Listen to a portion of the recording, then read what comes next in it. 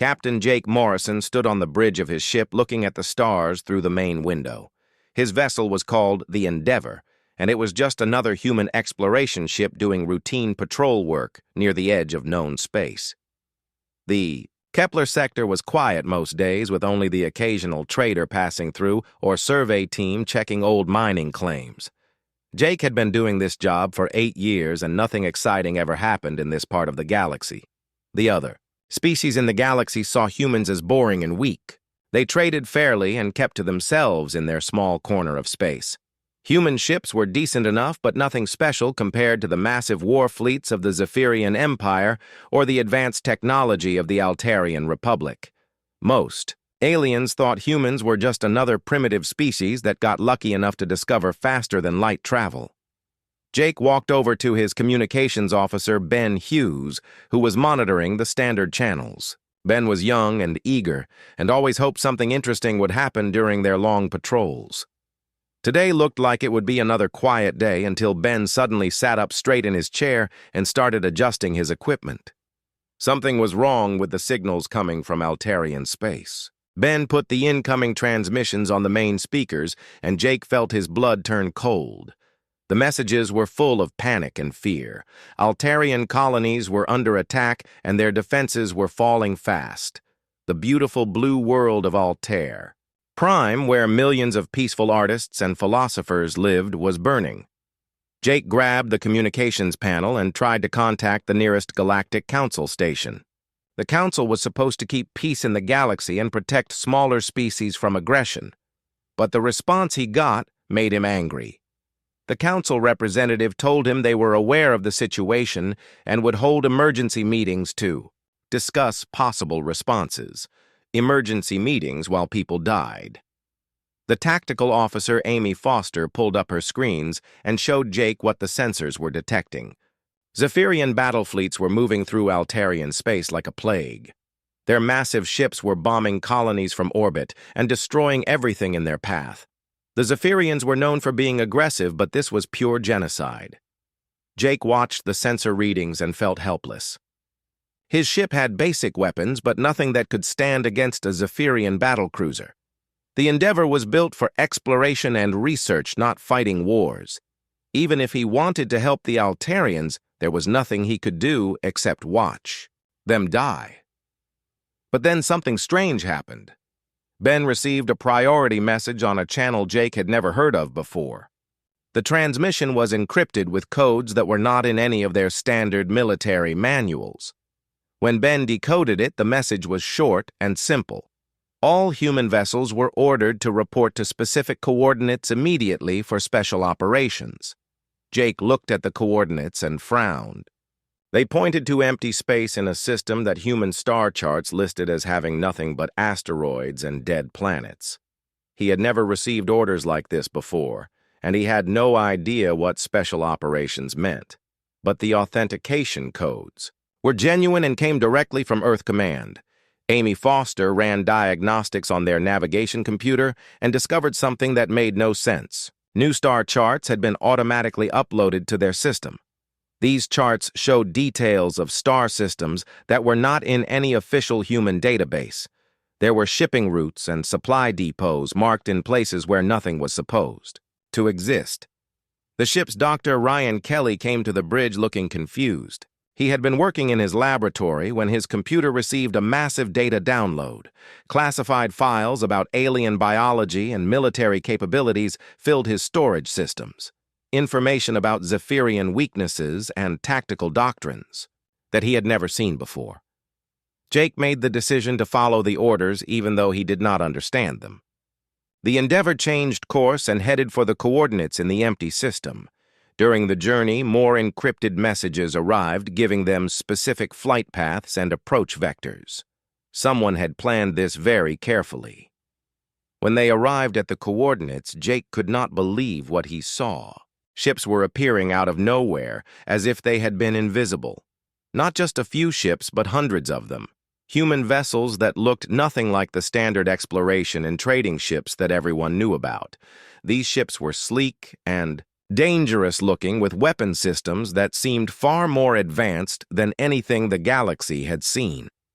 A woman's voice came over the communications system, identifying herself as Commander Kate Phillips. She ordered all arriving captains to stand by for briefing and maintain strict communication security.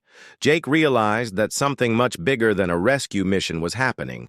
More ships kept appearing, and Jake started to understand that humanity had been hiding something enormous. These vessels used technology that made them invisible to normal sensors. Their weapons glowed with energy that looked powerful enough to destroy much larger alien ships. The fleet that was gathering could probably fight the entire Zephyrian Empire. Ben showed Jake the crew rosters that had been transmitted to their ship. The names were familiar, but the ranks and positions were not. People he thought were civilian researchers were listed as military intelligence officers. Traders he had met at space stations were actually fleet commanders. Even some of the colony administrators were revealed to be strategic planners. Jake sat in his captain's chair and tried to process what was happening. For his entire career, he had believed that humanity was a small, peaceful species just trying to find their place in a galaxy full of more powerful civilizations. But the evidence in front of him suggested that everything he knew was wrong. The Altarian colonies were still burning, and the Galactic Council was still holding meetings. But humanity was preparing to do something that would change everything. Jake did not know what was coming next, but he could feel that the galaxy was about to learn something new about the quiet species from the Outer Rim. Commander Kate Phillips appeared on the main screen of every ship in the growing fleet. Jake had never seen her before, but she spoke with the authority of someone who had been planning this moment for years. Behind her, he could see what looked like a massive command center filled with holographic displays showing star maps and fleet positions across the entire galaxy. Kate began her briefing by telling them the truth about humanity. For 200 years while the galaxy saw humans, as peaceful traders, they had been building something else entirely. Hidden shipyards in asteroid belts had been constructing advanced warships. Secret research stations around dead stars had been developing weapons and technology far beyond what other species possessed. Jake listened with growing amazement as Kate explained how human exploration missions had actually been intelligence gathering operations. Every trade agreement had included hidden clauses allowing human ships to map alien territories. Every cultural exchange had been an opportunity to study alien military capabilities and find weaknesses. The ships around Jake were proof of this hidden effort. They used cloaking technology that made them completely invisible to standard sensors. Their hulls were made from materials that could absorb energy weapons without taking damage. Most impressive of all, they had faster-than-light drives that could move them across the galaxy almost instantly. Amy Foster pulled up the technical specifications that had been transmitted to their ship. The weapons systems made her eyes go wide with surprise. Human plasma cannons could punch through any known alien shielding. Their missile systems used quantum warheads that could destroy targets from the inside out. Even their defensive systems were decades ahead of anything the galaxy had seen. Ben Hughes discovered that the communication network connecting all these ships was unlike anything in his training. Messages traveled instantly across vast distances, using quantum entanglement technology. This meant that human fleets could coordinate their actions perfectly, no matter how far apart they were. While alien fleets struggled with communication delays, human forces could act as a single unified force. Dr. Ryan Kelly found himself looking at biological data about every major alien species in the galaxy. The files contained detailed information about Zephyrian physiology, including weaknesses that could be exploited in combat. Their atmospheric requirements, their tolerance for different types of radiation, and even psychological profiles of their military leaders. Kate Phillips continued her briefing by explaining the command structure that had been hidden from the public. Admiral Lisa Carter commanded the entire human space fleet from a secret base called Titan Station. General Tony Brooks led ground forces that had been training in hidden facilities throughout human space. Commander Julia Kim controlled intelligence, networks that had been gathering information for decades. Jake learned that even civilian colonies had been part of the deception. Mining operations that seemed to extract basic metals were actually producing advanced materials for military construction. Agricultural worlds that appeared to grow food were also manufacturing components for weapon systems. Tourist destinations were cover for training facilities where the best human soldiers learned to fight in any environment. The scope of the operation was staggering. Human freighters that carried trade goods between alien worlds also transported military supplies to hidden depots. Diplomatic missions that seemed focused on cultural exchange were actually inserting deep cover agents into alien governments. Even human merchants working in alien space stations were intelligence operatives reporting back to Earth Command. Kate showed them star charts that revealed the true extent of human territory. What aliens thought were empty systems actually contained major military installations. Asteroid fields that seemed worthless were hiding entire fleets of warships. Nebulae that appeared impossible to navigate were being used as secret highways for human vessels. The technology demonstrations that followed left Jake speechless. Human ships could phase shift through solid matter, making them nearly impossible to hit with conventional weapons. Their targeting systems could track and engage thousands of enemy vessels simultaneously. Most terrifying of all, they had developed weapons that could manipulate space and time itself. Amy Foster watched as test. Footage showed human destroyers appearing inside enemy formations and disappearing before return fire could reach them. The quantum manipulation drives allowed ships to fold space around themselves, creating shortcuts that made interstellar travel almost instantaneous. Combined with their stealth technology, this meant human forces could strike anywhere without warning. Ben Hughes listened to communication intercepts that showed how thoroughly human intelligence had penetrated alien governments. They had agents in the Zephyrian High Command feeding them real-time tactical information. Sleeper operatives in the Galactic Council were reporting on political decisions before they were made public. Even the supposedly neutral trade organizations had been infiltrated. Dr. Kelly studied psychological profiles of alien leaders that went back decades. Human analysts had been watching and learning from every major figure in galactic politics. They knew how each species would react to different types of pressure. They understood the cultural weaknesses that could be exploited to break enemy morale. Kate Phillips concluded her briefing by revealing the ultimate purpose of this massive deception. Humanity had not been preparing to conquer the galaxy, but to protect it from species like the Zephyrians, who used violence to solve their problems. The Hidden Fleet was designed to intervene when peaceful civilizations were threatened by aggressive powers. But the massacre of the Altarian colonies had changed everything. The Zephyrians had crossed a line that humanity would not allow. Kate informed the assembled captains that they were about to witness the first military action by the true human space fleet. The galaxy was about to learn what happened when someone threatened innocent people while humanity was watching. Jake looked around at the ships surrounding his vessel and felt a mixture of pride and fear. Pride that his species had accomplished something this remarkable in secret. Fear, because he was beginning to understand the power that humanity had been hiding from the galaxy.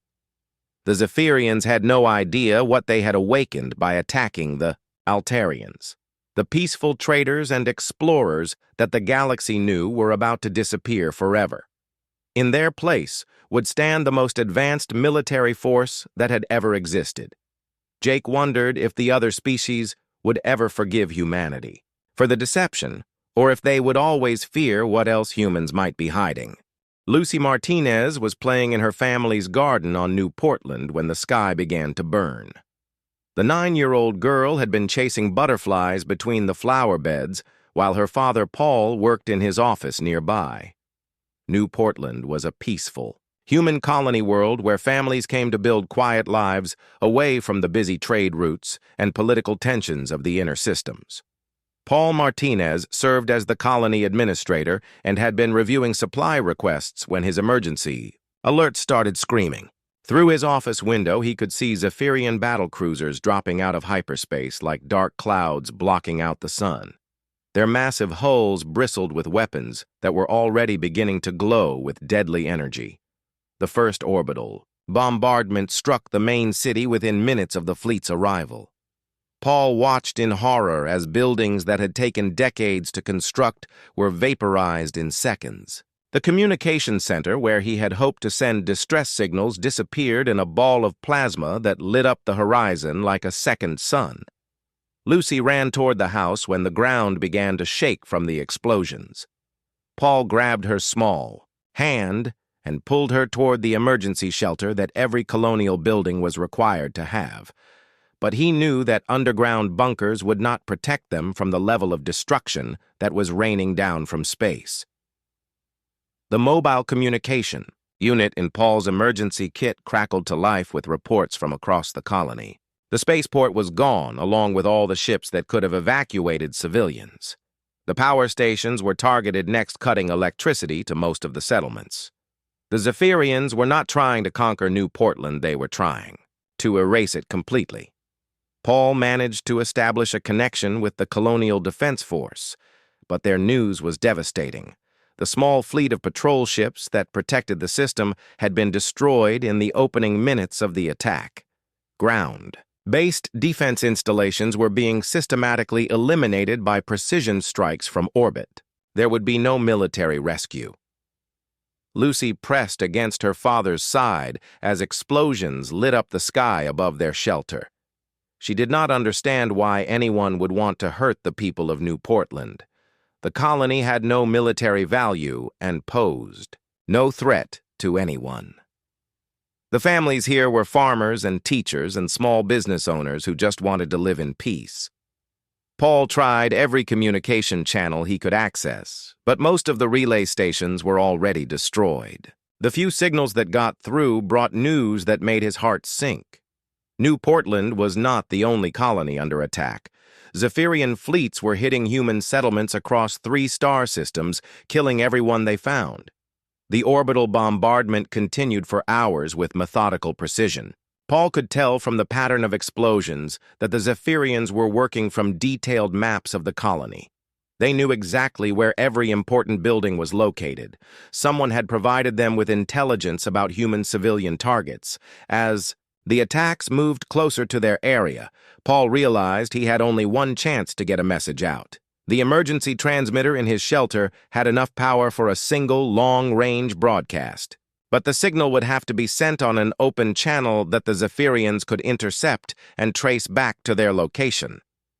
Lucy looked up at her father with trust in her eyes that broke his heart.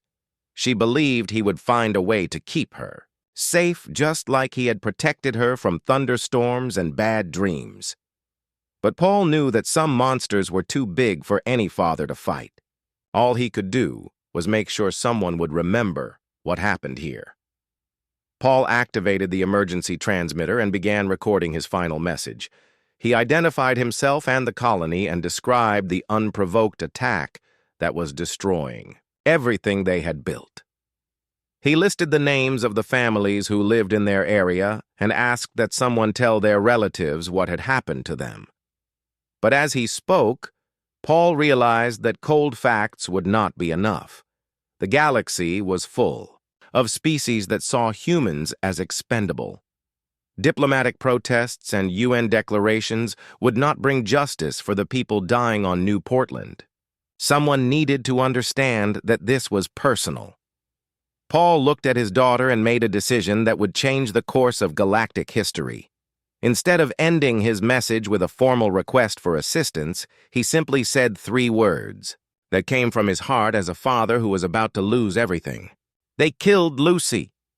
The transmission lasted 18 seconds before Zephyrian interceptor missiles destroyed the emergency transmitter and everything around it.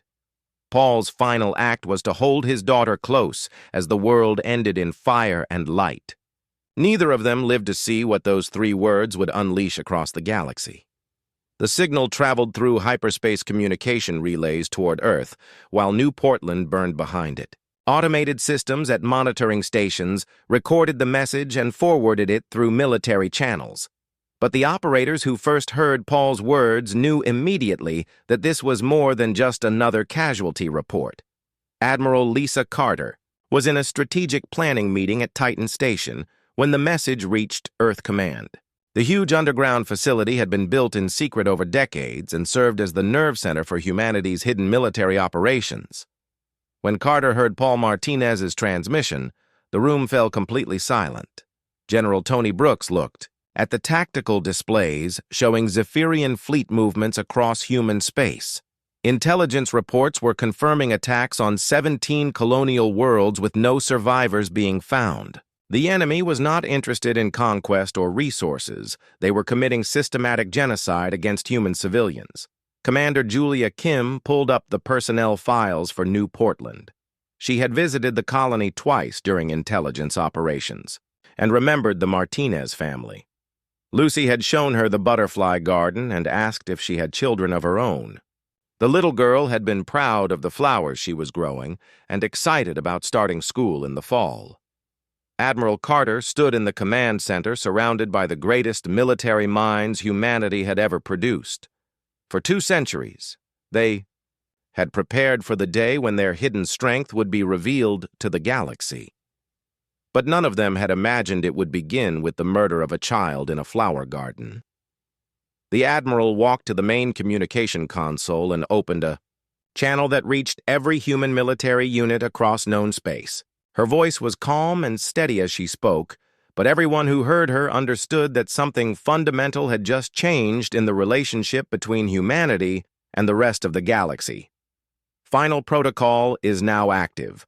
All units are authorized to use maximum force, show no mercy to the enemy, take no prisoners, make sure the galaxy understands what happens when someone hurts our children.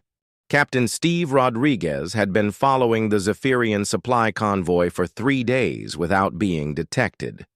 His stealth destroyer Phantom used advanced cloaking technology that made it completely invisible to enemy sensors. The 12 cargo ships ahead of him carried ammunition and supplies to Zephyrian battle fleets that were destroying human colonies. Steve received Admiral Carter's transmission while he watched the enemy convoy move through hyperspace. The message was clear and simple. Final protocol meant that all restrictions on human military forces were removed. No mercy meant exactly what it said. The Zephyrians had started a war they did not understand, and now they would learn the price. The Phantom dropped out of stealth mode directly behind the largest supply ship. Steve's weapons officer targeted all 12 vessels simultaneously using quantum targeting systems that could track multiple enemies at once. The convoy never knew what hit them. 12 ships became expanding clouds of debris in less than 1 minute. Similar attacks were happening across Zephyrian space as human forces revealed themselves for the first time. Ships that had been invisibly shadowing enemy fleets suddenly opened fire with weapons that tore through alien hulls like paper. Supply depots that thought they were safe behind heavy defenses discovered that human forces could appear anywhere without warning. Commander Vex Thule of the Zephyrian High Command received the first damage reports with confusion rather than alarm. A few lost supply convoys seemed like minor problems that could be handled by increasing security patrols. The humans were probably trying some desperate attacks before their final defeat. It would take more than a few raids to threaten the mighty Zephyrian Empire. But the reports kept coming, and they painted a picture that made no sense. Human ships were appearing in places where no human vessels should exist. Their weapons were far more powerful than intelligence reports suggested. Most disturbing of all, they seemed to know exactly where Zephyrian forces were located at all times. Captain Jake Morrison found himself commanding a task force of 30 ships heading for the Zephyrian stronghold at Crimson Prime. But these were not the exploration vessels and trade ships that the galaxy knew. The human fleet moved through space like hunting predators, using quantum drives that let them appear anywhere instantly. The ships under Jake's command carried weapons that made him feel like he was commanding gods rather than machines. plasma cannons that could melt through any known armor, quantum missiles that materialized inside enemy hulls, energy shields that could absorb direct hits from the largest alien weapons without taking damage. Colonel Nina Walsh commanded human, ground forces that were landing on Zephyrian military bases across 5 star systems. Her soldiers used powered armor that made them nearly invincible and carried weapons that could level city blocks. But more importantly, they fought with a coordination and precision that no other species could match. The technological gap between human and Zephyrian forces was staggering. Human ships moved faster and hit harder than anything the aliens had ever faced. Their defensive systems made them almost impossible to destroy. Most terrifying of all, they seemed to predict Zephyrian tactics and counter them before they could be implemented. Dr. Ellen Price had spent 20 years infiltrating alien governments as part of human intelligence operations. When Final Protocol activated her network of sleeper agents throughout Zephyrian space began feeding real-time tactical data to human commanders. The enemy was fighting blind while humanity could see everything. Zephyrian fleet formations that had dominated the galaxy for centuries were being systematically destroyed by an enemy that struck from nowhere and vanished before retaliation was possible. Their massive battle cruisers that had seemed invincible were being torn apart by human destroyers 1/10 their size.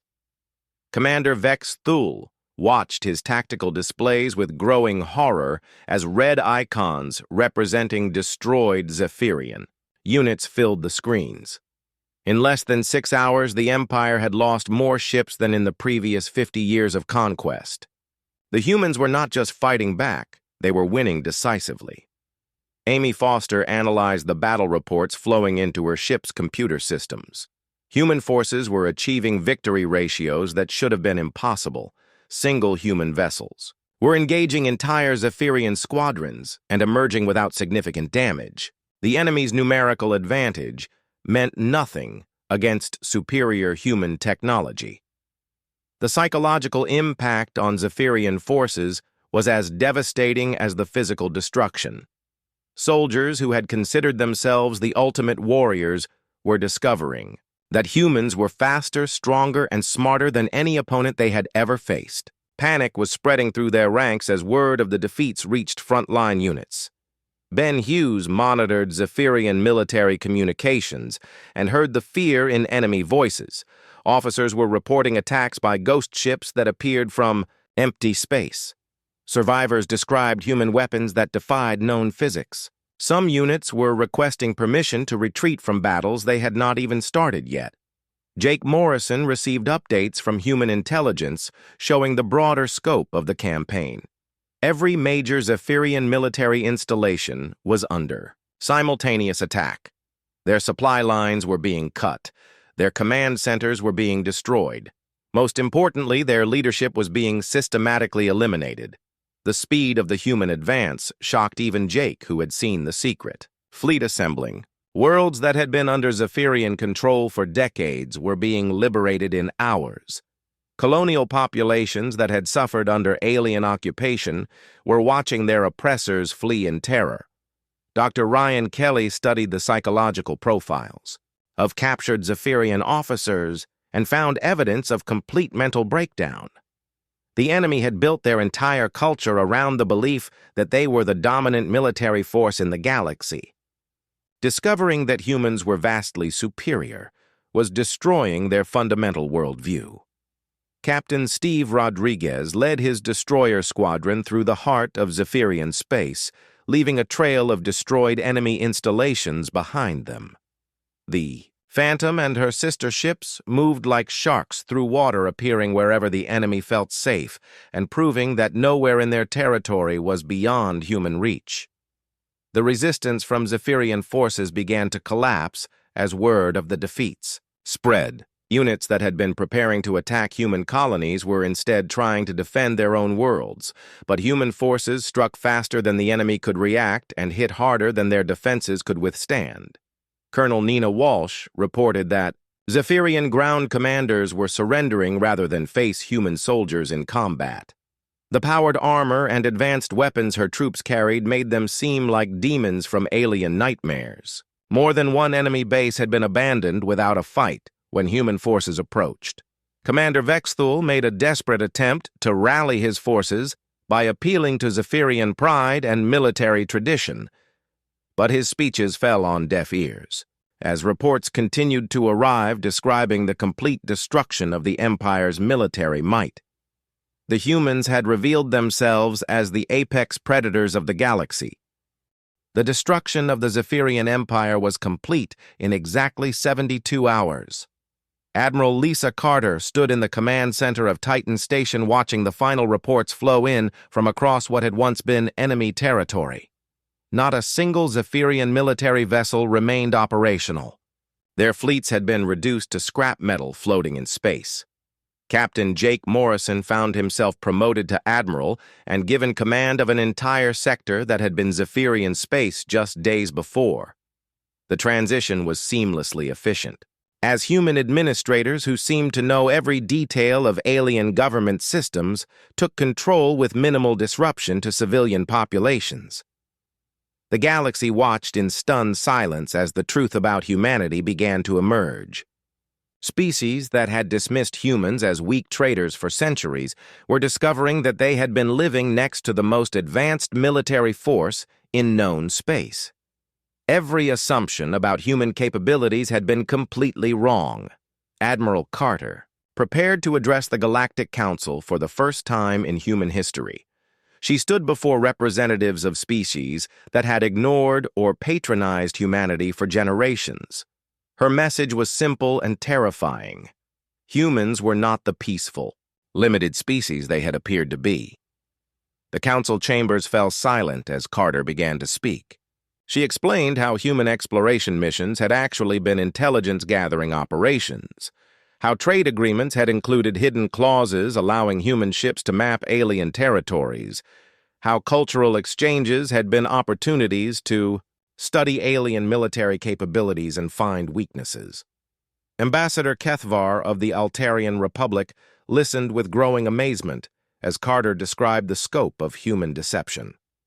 Every human he had met over the decades had been playing a role. Merchants were intelligence operatives. Scientists were military analysts.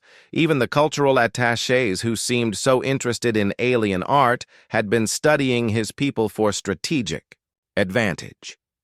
The technical demonstrations that followed left the alien delegates speechless. Human holographic projectors showed footage of their stealth fleets appearing from empty space. Quantum manipulation drives that could fold space and time. Weapons systems that could destroy targets from inside their own hulls.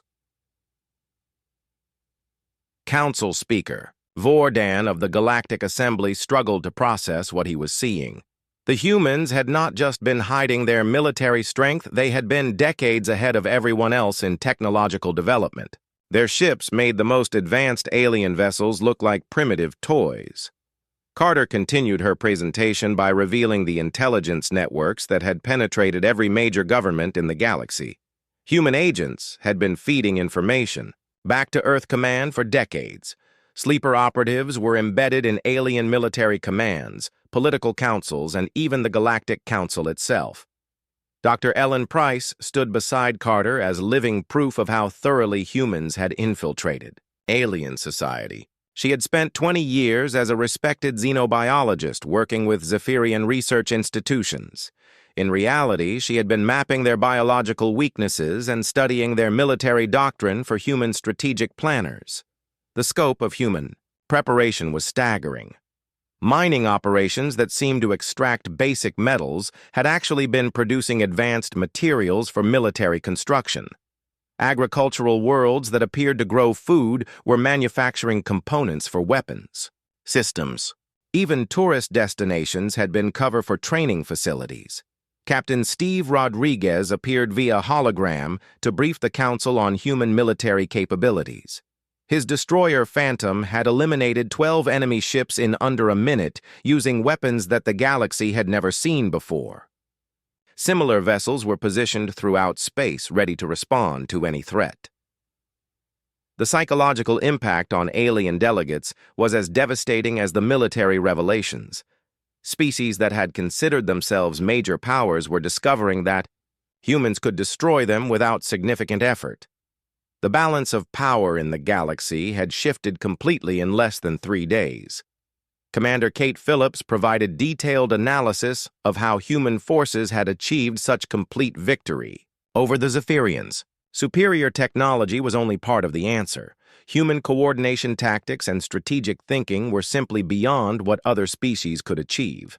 Amy Foster presented intelligence reports showing how thoroughly humans understood alien military capabilities. They had detailed files on every major fleet in the galaxy. Tactical doctrines that alien commanders thought were secret had been studied and countered years ago. The final revelation came from Dr. Ryan Kelly's research into comparative evolution. Humans were not just technologically superior, they were evolutionary designed for warfare in ways that no other known species could match. Their adaptability, coordination, and strategic thinking were the result of millions of years of survival on a death world. Earth itself was revealed to be far more dangerous than any planet that had produced intelligent life. The gravity, radiation, and atmospheric conditions that humans considered normal would kill most aliens within hours. Humanity had evolved in an environment that forged them into ultimate predators. Colonel Nina Walsh described how human soldiers had performed in ground combat against Zephyrian forces. The enemy had surrendered rather than fight because they recognized that humans were simply superior warriors. Powered armor and advanced weapons were only part of the advantage. The transformation of human territory was equally impressive. Worlds that had been under Zephyrian occupation were being efficiently administered by humans who understood alien governmental systems better than the aliens themselves. Colonial populations were already experiencing better living conditions under human protection. Ben Hughes presented communication intercepts showing how other alien governments were reacting to the human revelation. Panic was spreading through political and military leadership as they realized their strategic assumptions had been completely wrong. Some species were already requesting diplomatic meetings with human representatives. The economic implications were staggering. Human trade networks that had seemed modest were revealed to be the foundation of a galactic economy that other species had not recognized. Financial systems that aliens thought they controlled were actually managed by human intelligence operatives. Jake Morrison addressed the council about the future of human policy in the galaxy. The peaceful facade was over, but humanity was not interested in conquest. They wanted to protect innocent species from aggressive powers like the Zephyrians. The hidden fleet existed to maintain peace, not to start wars. Admiral Carter concluded her presentation with a warning that echoed through every alien communication network. Humanity had been waiting 300 years for someone to give them a reason to stop pretending to be harmless. The Zephyrians had provided that reason by murdering innocent civilians, including children. The message was clear to every species. In the galaxy, humans would tolerate trade disputes and political disagreements. They would accept competition and even occasional hostility. But anyone who threatened innocent lives while humanity was watching would face the consequences that the Zephyrian Empire had discovered. As the human fleet established patrol routes throughout former Zephyrian space, the galaxy began to adjust to its new reality. The quiet species from the outer rim had revealed themselves as the apex predators of known space. No one would ever underestimate humanity again.